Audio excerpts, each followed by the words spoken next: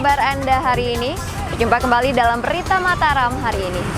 Sejumlah berita penting dan menarik lainnya telah kami siapkan untuk Anda dan berikut diantaranya. Kekurangan air, belasan hektar tanaman jagung mengering.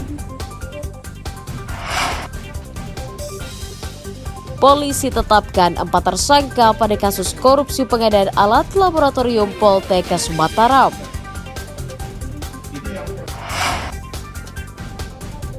TNI Polri menggelar latihan kondisi kedaruratan di Bandara Internasional Zainuddin Abdul Majid.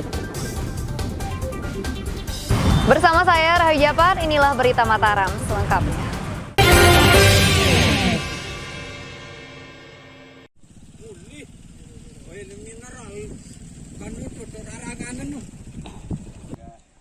Belasan hektar tanaman jagung di Desa Kuripan Timur, Kecamatan Kuripan, Kabupaten Lombok Barat mengering akibat lahannya tidak dialiri air.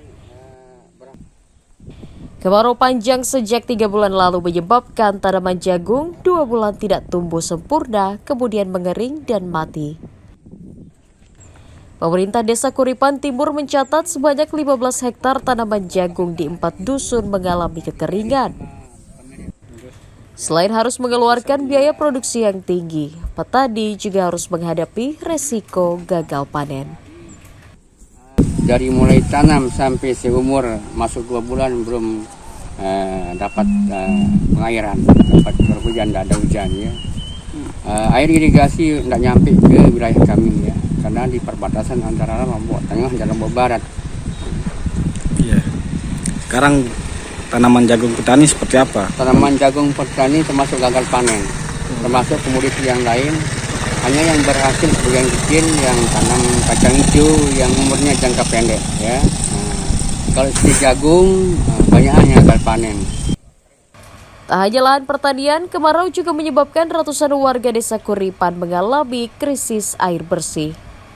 Harapan kami sama pemerintah Kabupaten Lombok Barat agar bisa mensiasat paling tidak ya bantuan air bersih lah, kira-kira seperti itu. Nah, jadi kami kemarin udah ajukan surat permohonan bantuan air, di mana di Kuripan Timur itu ada 4 dusun. Kami dari pemerintahan desa memang mensiasati untuk menganggarkan sumur bor. Tapi dari tahun 2020 kami anggarannya selalu ditunda karena keadaan kita kan COVID-19 itu. Petani berharap pemerintah menyalurkan air bersih ke warga serta mencari solusi menambah sumber air tanah di sejumlah kawasan pertanian untuk digunakan saat memasuki musim kemarau setiap tahunnya. Hairul Amri melaporkan dari Kabupaten Lombok Barat.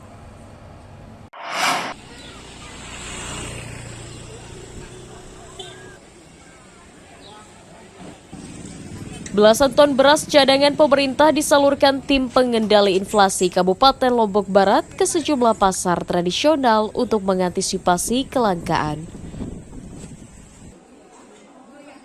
Bulog mencatat sebanyak 15 ton beras disalurkan setiap harinya ke 12 pasar tradisional sesuai kebutuhan warga di setiap wilayah. Selain dijual langsung ke masyarakat, kuota beras Bulog juga disalurkan ke pedagang dengan harga terjangkau sesuai harga eceran tertinggi, mulai Rp9.000 hingga Rp10.000 per kilogram. Selain untuk menormalkan stok harga beras, pendistribusian juga untuk mencukupi kebutuhan warga dalam menghadapi resiko krisis pangan akibat kemarau. Di sini kami ada mempunyai 16 kios mitra Bulog, yaitu untuk dalam rangka menjaga stabilisasi harga pasokan dan harga pangan. Jadi di sini masing-masing kios nanti akan diberikan seharusnya maksimal 2 ton per kios per minggu. Nah, jadi sekarang kita turunkan sekitar 650 kilogram per kios, kita kasih per kios. Sebelumnya 13.000, 20.000. Minggu ini santer naiknya. Tapi tidak ada keluhan. Mau berkeluh gimana sih? Berkeluh santer berkeluh karena kenaikan. Terus dengan adanya beras ini gimana tanggapannya? Alhamdulillah sangat terbantu. tapi masih agak kurang. Kalau kita dikasih 6 liter setengah, sehari habis. Pedagang berharap penyaluran beras Bulog terus dilakukan hingga akhir tahun sebagai upaya menyetabilkan harga beras dan membantu mengurangi beban ekonomi warga. Hairul Amri melaporkan dari Kabupaten Lombok Barat. Puluhan ton beras akan disalurkan pemerintah Kota Mataram bagi ribuan keluarga penerima manfaat yang terdampak ekonomi akibat kemarau. Dinas Ketahanan Pangan mencatat bantuan beras akan diberikan kepada 36.363 keluarga yang tersebar di 50 kelurahan di Kota Mataram. Masing-masing keluarga akan mendapatkan 10 kg dan akan dibagikan dalam 3 bulan mulai bulan September hingga November. Bantuan tersebut merupakan kolaborasi program pemerintah pusat dan daerah dengan harapan bisa meringankan beban ekonomi warga. Nah sekarang pada pagi ini kita ngecek ketersediaan beras ini sudah dikepak belum. Yang kedua cek kualitas. Yang ketiga ngecek per saknya itu 10 kilo. Jangan kurang dari 10 kilo. Dan kita sudah koordinasi sama Bulog. Insya Allah besok hari Senin mulai dilaunching oleh Pak Wali. Kalau sudah dilaunching, mohon pada Bulog nanti kalau ada komplain dari masyarakat kaitan dengan mungkin pengemasan yang kurang pas, ada yang sudah terbuka bisa ditukar atau dikembalikan. Dan kalau kita memang untuk SPAP kita, jadi kita kan seperti apa yang disampaikan dari DKP tadi, kita ada 2 program yang pemerintah ini memang ketika melihat lonjakan harga beras langsung mengeluarkan kebijakan untuk penyaluran bantuan pangan tahap 2 ya. Awalnya memang 1 tahap, tapi melihat kondisi sekarang akhirnya pemerintah mengeluarkan kebijakan bantuan pangan tahap 2 untuk 3 bulan mulai September, Oktober, November. Dan kami stoknya alhamdulillah ada. Jadi kami untuk bantuan pangan nanti akan kita keluarkan selama 3 bulan sejumlah 18.000 ton. Pemerintah Kota Mataram meminta warga tidak panik karena stok beras di gudang Bulog masih aman dan siap menyuplai kekurangan di pasar tradisional, sehingga kelangkaan dipastikan tidak akan terjadi seperti di daerah lainnya. Dari Kota Mataram, Emi Kusuma melaporkan.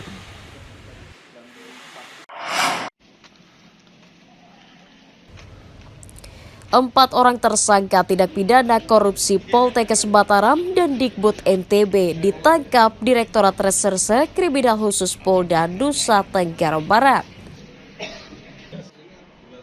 4 orang tersebut adalah AD, ZF, LB, dan MI yang merupakan kuasa pengguna anggaran, pejabat pembuat komitmen, dan pihak ketiga yang terlibat langsung dalam proyek pengadaan alat laboratorium dan peralatan marching band.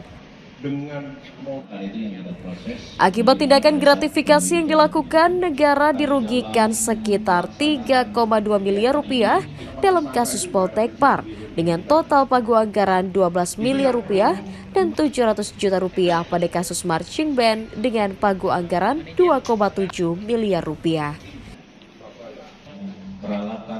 Pengungkapan kasus tindak pidana korupsi tersebut berkat laporan masyarakat yang mengendus adanya dugaan gratifikasi pada pelaksanaan proyek di 2 instansi tersebut. Tindak pidana korupsi pengadaan alat laboratorium penunjang belajar mengajar atau dikenal dengan APBN, pendidikan Poltekkes Kemenkes di Mataram tahun anggaran 2016. Teman-teman sekalian, kenapa saya bilang ada 2 hal itu saya tekankan tahun anggarannya apa? Jadi kalau yang pertama tadi masalah matching itu anggarannya ada di tahun 2017. Kalau yang Poltekkes ada di tahun anggaran 2016. Sekarang tahun 2023. Kapolda berjanji akan mempercepat proses penyidikan 2 perkara tindak pidana korupsi tersebut agar segera dilimpahkan ke Kejaksaan untuk segera disidangkan. Awaludin dari Kota Mataram melaporkan.